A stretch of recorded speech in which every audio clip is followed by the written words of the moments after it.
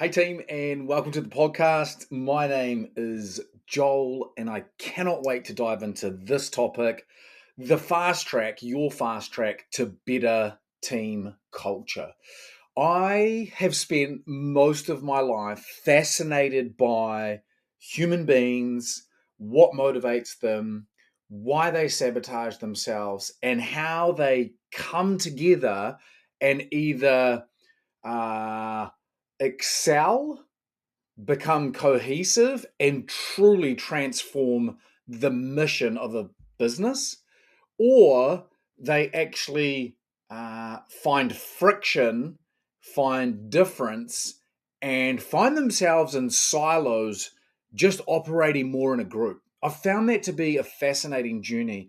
And over the last 25 years, I've dived into the research, I've studied, I've had 10 years working with a team of 25 staff. And now with our team of 12 at SOC and all of the owners that we get to serve and their teams, I continue to be fascinated by what is it that makes a great team? How do you become great? As a salon CEO, as an owner, as a leader, we fundamentally know that in order to achieve freedom, in order to achieve profit, that at some point you need to leverage leadership and step back from the chair, from the room, from doing the consultation and the work. And we need your team to be the drivers of your service to the point where they are not only productive, but they're happy. I say to people, like, what is it you want? They say, I don't really know. And I was like, what about happy, productive people? What about a team that's full of happy, productive people? There's a good place to start. Like, what's my goal for 2026?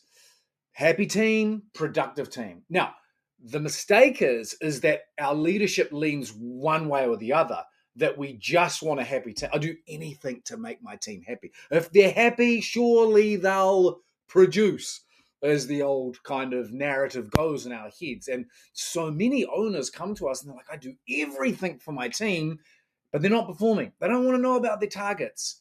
They don't want to grow. They don't want to get better. They're not that motivated. It's because all you've ever done is paint a beautiful oasis picture for them and serve their needs around happiness. And then you've got the owner on the other side of the spectrum, of course, that's a little bit of maybe a brick wall, someone that is perhaps maybe highly attuned to what needs to be done and is constantly sharing, telling, asking people to step up, do more, go better, go one more. And that's good, but on its own, it has a massive negative consequence, both just pursuing happy staff, happy team, or just pursuing highly productive team.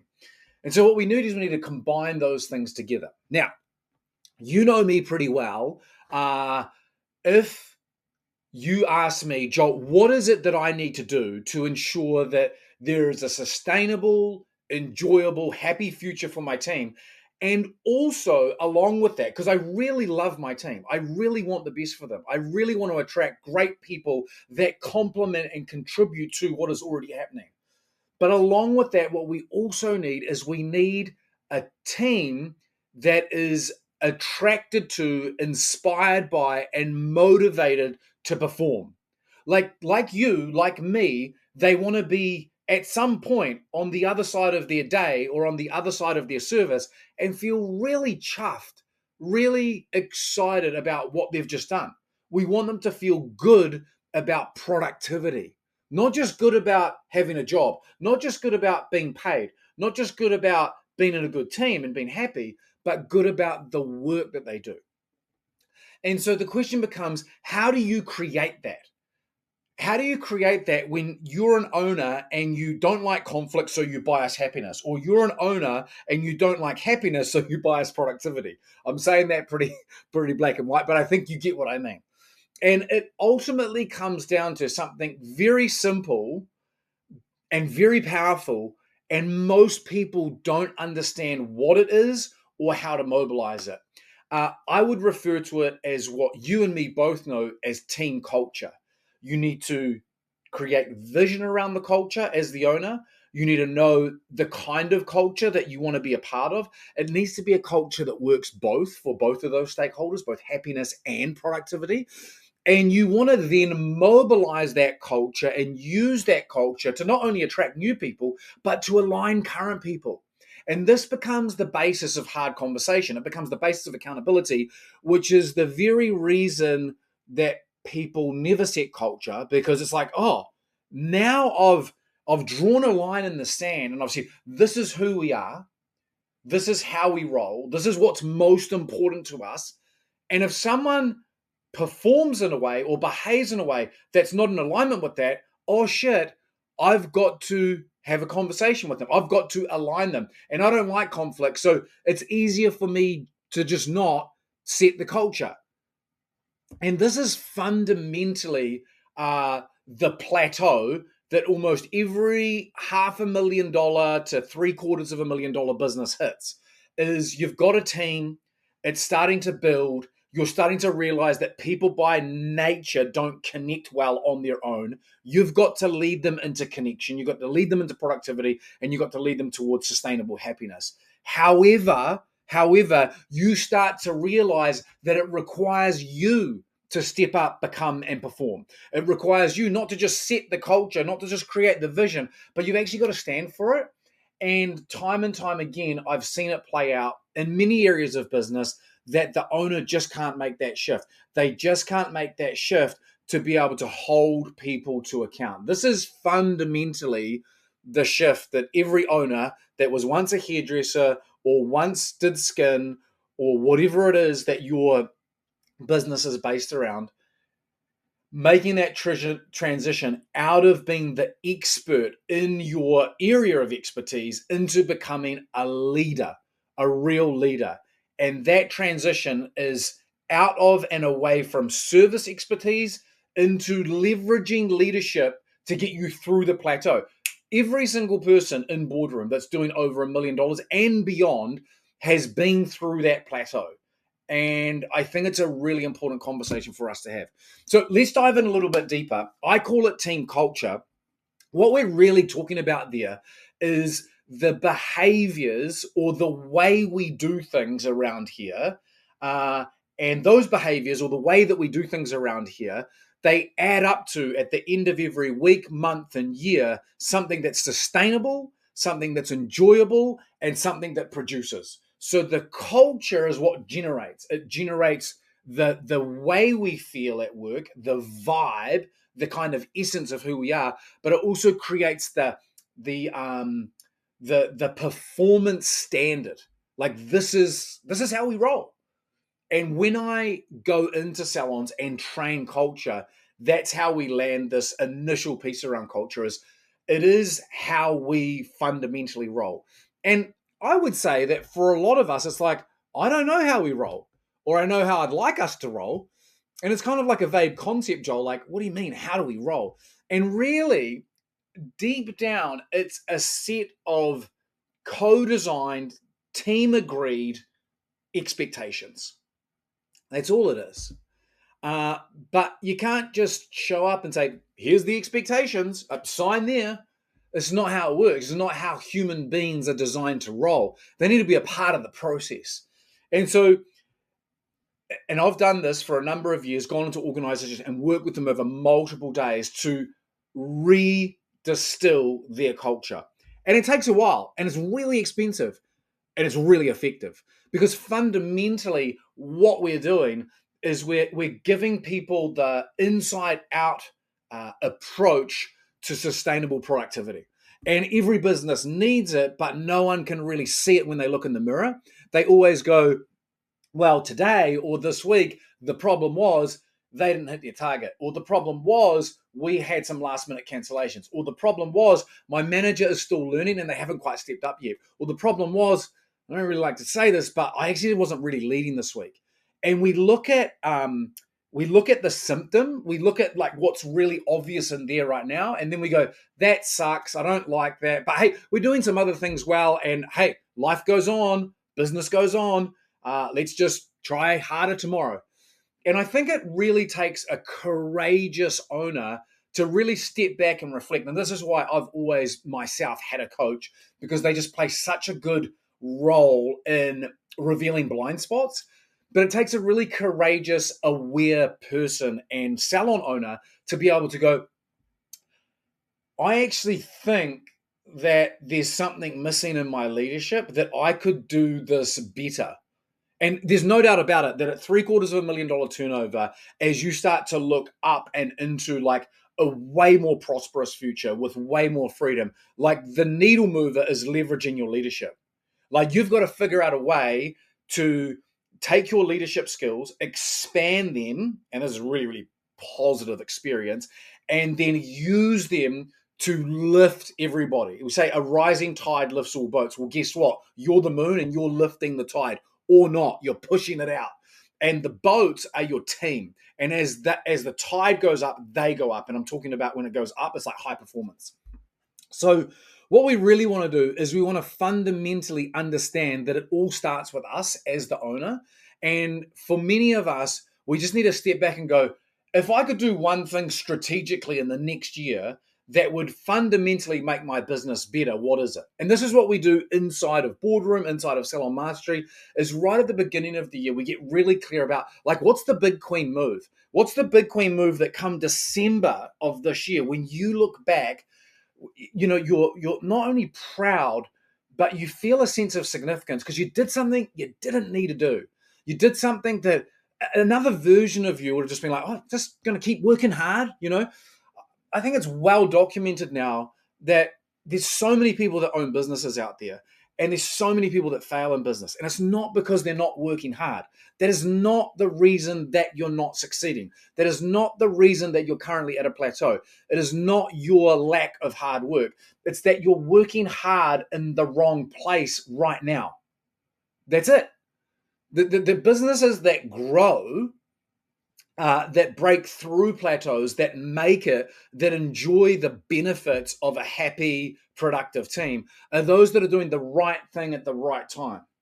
Now, doing one-on-ones with your team, you could argue with anybody that they are inherently good and positive and you're the right person to do it. But there will be a season, if I was coaching you, I would say, right now, you do not need to be doing the one-on-ones. Your manager is more than capable. You've trained her. It's good. Get rid of it. You're not doing it anymore. At the right time, doing the right thing.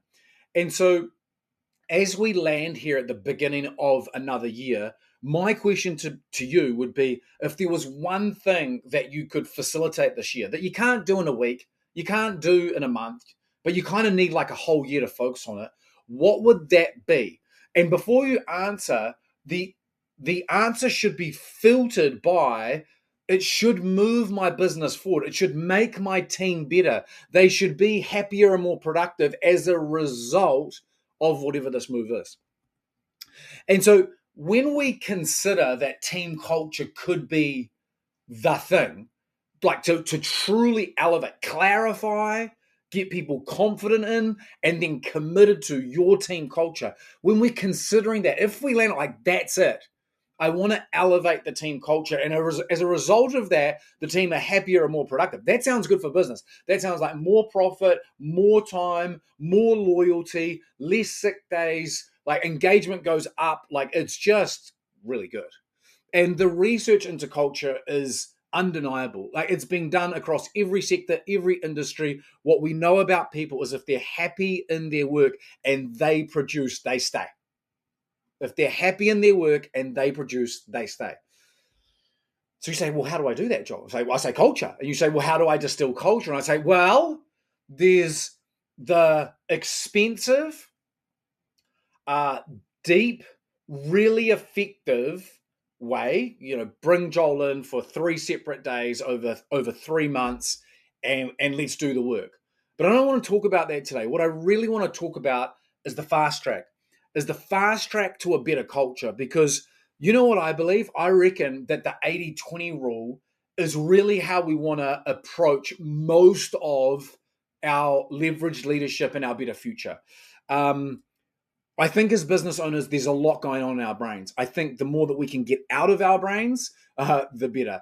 And, having worked with over 280,000 people now, um, it's nice to think that everyone has the time and has the capacity and has the tolerance to go, you know what, culture is really important to me this year. I'm going to spend 3 days and a bucket load of money and bring Joel in, and it's going to be great. And we're going to, reset the culture, and it's going to be amazing. And we do that. And then the next year we do something else. We go lean and lux and we distill that model. And over the next 5 years, we transform the trajectory of this business. It goes from, it was probably going to pitter out around 700K. Like that's all my skills and capability can bring. But actually now it's on track to turn over $1.8 million with a $300,000 profit and a salary that I never even thought I'd ever get. And my team is stoked.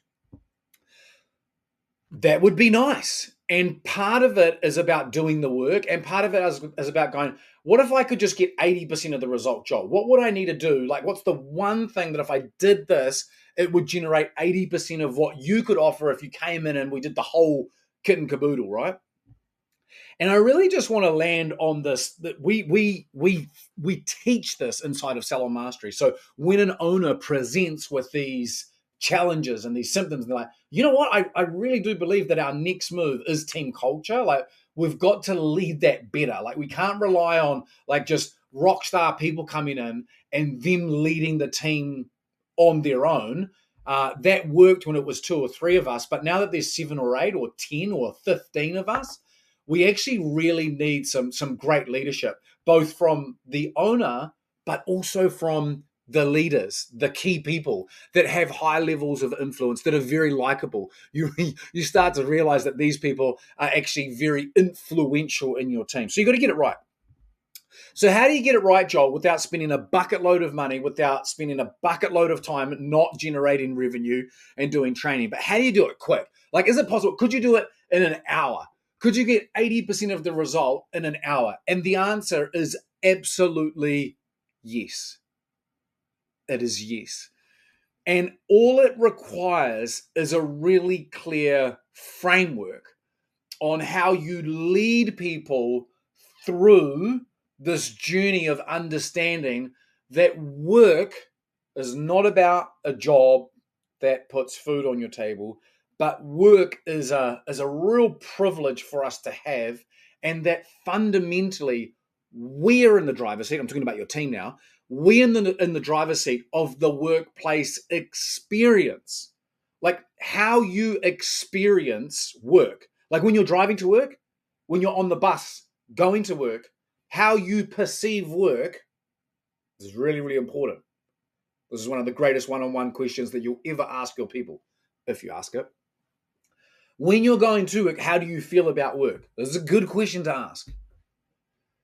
When you're at work, how do you feel when you're at work? When you're leaving work, before you start thinking about anticipating home, what are you thinking about work, the work that you've just been to? Now, whatever the answer is, let's just say it's negative, if we could only choose positive or negative. Whatever it is, setting team expectations, which is the workshop that we give to our Salon Masters, is fundamentally about helping the team to realize they are in the driver's seat when it comes to how they're feeling about work, what their experience of is at work, and when they're driving home, how they feel about work. Now, I'll tell you something about loyalty. How people feel is their life. If they fundamentally feel marginalized, minimized, bullied, like no one gets them at work, de-energized, like they're on a treadmill, like it's same, and it's not that enjoyable. If they feel like that day after day after day after day, it doesn't matter how many lollies you bring in, it doesn't matter how good your staff work do is, it actually doesn't even matter how much you pay them. Eventually they're going to leave, and they're probably going to leave before that 7-year mark. 7-year mark being the metric for me at a bare minimum that you should keep your staff for, every single staff. Now, there's always going to be outliers. There's always going to be people that leave after 2 weeks or 2 years and whatever. They move in countries, they get pregnant, whatever the case may be. But generally speaking, your running average for the controllables based on your culture should be 7 years minimum. And the way that you do that is you cut to the bone and you figure out exactly what it is that people are thinking on the way into work, what are they thinking while they're at work, and what they're thinking on their way home after work. And then through this process called setting team expectations, we help them to reframe that that's a thing that happens to them, that that's a circumstance that affects them, and we shift that to them, and we get them in the driver's seat, and we show them that they can take full ownership for that. And as a team, they can co-design the culture, and as a team, they can hold each other to account. It's brilliant. It is brilliant. And it actually comes down to 5 very, very simple pieces. And I'm going to share these pieces with you. And then I'm going to leave you with a question that I think at this time of the year is really, really useful for us to think about. So the first thing that you're going to want to do in this 1-hour workshop with your team is you're going to want to clarify what is an expectation. There's lots of philosophy out there that suggests that expectations are actually the root of unhappiness. Like if you want to be unhappy, just have high expectations. On the other side of the coin, there's philosophy that would suggest that if you want to raise the quality of your life, raise your standards of yourself, raise the expectations that you have. So it's important to understand what an expectation is, and you really want to clarify that definition with your people. So I'm imagining you standing up and there's a circle of your team members around you, and you have like a 10-minute conversation around what is an expectation, both what is the definition of an expectation, but also what actually is some examples of an expectation. So now we're at that point where it's like everyone's going, okay, great, I know what an expectation is. And I reckon it's a really good idea for you to share some personal examples. Like in my home, these are some expectations that I have. In my marriage, these are some expectations that I have. And with my health and fitness, these are some expectations that I have. And then we want to flip it and go and answer the questions, what if you don't meet an expectation? Like, what is the consequence of not meeting an expectation? And this is such an important conversation because what you draw people to that they never get to on their own is that you draw people to the pain and the frustration and the fear that every unmet expectation will eventually produce. Like, let's just say I have an expectation in health and fitness around I don't exercise when I feel well, I exercise. I don't train when I feel great, I just train. Like I just get up and go. Like there's no thought anymore. That's the expectation that I have. It's a psychological expectation. It's not, the expectation is not go and train 5 days a week. The expectation is as an identity level, I just train, I just exercise. Now, if I don't meet that expectation, the consequence is drastic. This is bad. And it's important that we highlight this just at a conversational level. So for me, if I didn't exercise, the well-being, mental health, physical, aesthetic situation that would unfold for me is terrible. It's terrible. Like we just don't want to go there. It is not good.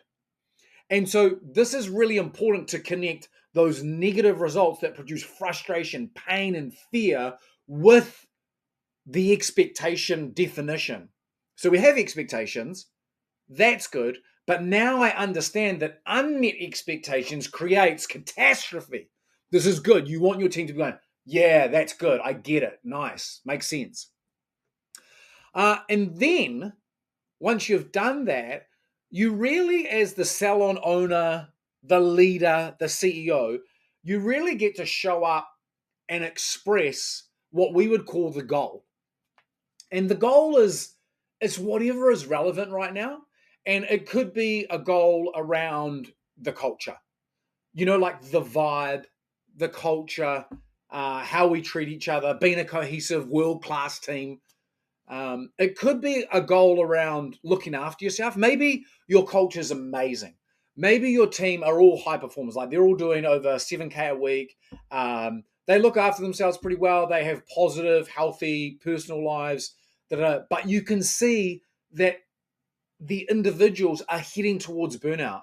Like they don't know how to look after themselves well. They're good in the family, they're good in the team, they're good with the client, but themselves, they are not good at that. So maybe that becomes the goal.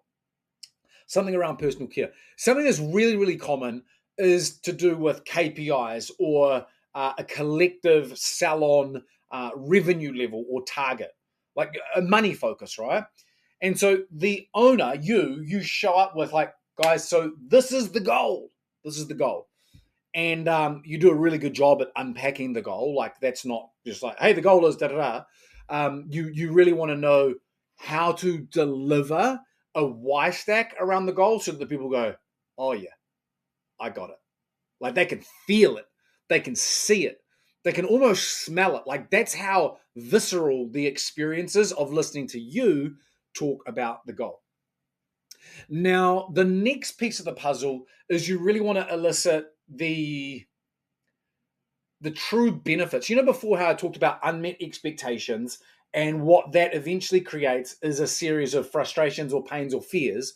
Well, now we want to talk about in the context of the goal, the salon goal or the team goal. We want to talk about the wants, the aspirations, the ideal epicness that comes out of achieving the goal. So when we're experiencing this goal, how is that beneficial to us? And then once we've done that, your team will be like, okay, I know what expectations are. I know what unmet expectations can create. I'm hearing from our owner, this is really important this year, this month, this quarter. Like, this is the focus for us as a team. And I feel quite bought into and understand that if we hit this goal, there's personal payoff, there's team payoff, there's business payoff. Like, it's good if we hit this goal. Now you are ripe and ready to set team expectations. And there's three kind of key questions that you want to run through here in order to set the team expectations. And when you get those three questions right and you ask them at the right time in the right order, what happens is about 40 minutes later when you say, all right, team, now is the moment of truth. Here is where we establish our new team expectations and they go up, and the people have created them, not you, not your manager, not just them. It's a collective, what we call co-designing of the team expectations.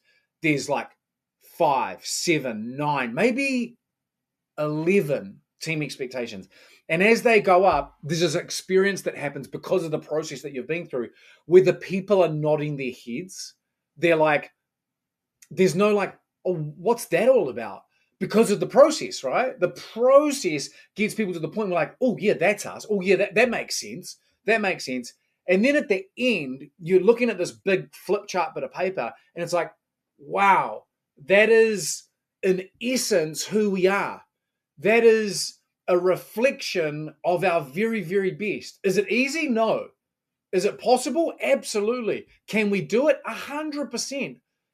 And this is fundamentally what I'm pointing at when I say, how do you do team culture fast? How do you do the 80-20 of team culture in an hour? Like, this is it.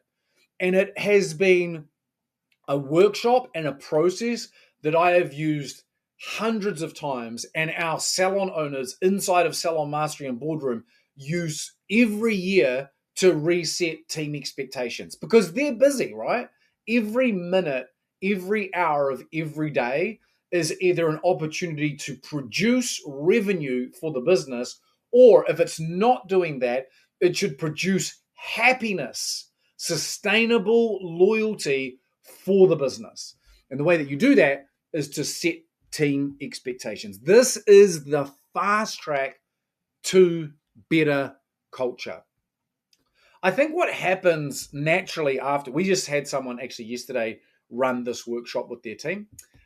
They came back to one of our coaches and said, it was the best workshop I've ever run. This is what they said. It was the best workshop I've ever run. The team was so engaged. I feel like it's a new team. We're all on the same page. Now, It's the best workshop she ever ran because she didn't run it.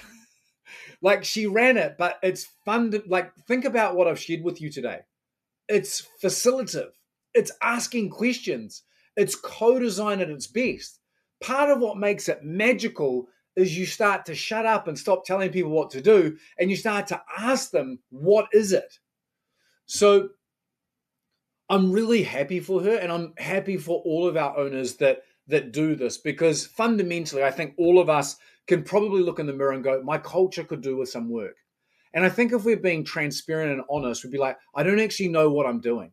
I don't actually know how to do it. Maybe you're a great leader and you've been role modeling culture really, really well, but at some point that fades out. If you look at the 5 levels of leadership by John C. Maxwell, in the 3rd level of leadership, after we've role modeled, like, people are looking for something more. They're looking for something more. And that 4th and 5th level is really important. And you don't want to just rest on your laurels for too long. And so, as I was saying, I think the experience that many salon owners deserve to experience is that you run a workshop. It's called setting team expectations. It's the 80-20. It's the fast track to team culture. You do it at the front end of the year. It sets the team up really, really well. They're clear. They're confident on how to perform in the context of a team. So that means they can commit. When people aren't clear about how to contribute to culture, they will never commit. It's the same in every aspect and area of life. If you're not clear and confident about how to be a great husband, you'll never fully commit. Just doesn't happen. We need clarity. Clarity is the mobilizer of courage, of commitment. And so, with all of that being said, running a workshop called Setting Team Expectations, without a doubt, is going to align your team at the very least. But I think, like that owner that we spoke to just a couple of days ago, you're going to have this experience where maybe for the first time in a long time, you actually are starting to leverage your leadership. You're actually starting to realize that in order to go to your next level, to get out of the plateau that is some kind of revenue plateau and go to the next level, it actually all starts with you. And when you leverage and level up your leadership, your team step up as well. And maybe this year, that all starts with getting on the fast track to better culture.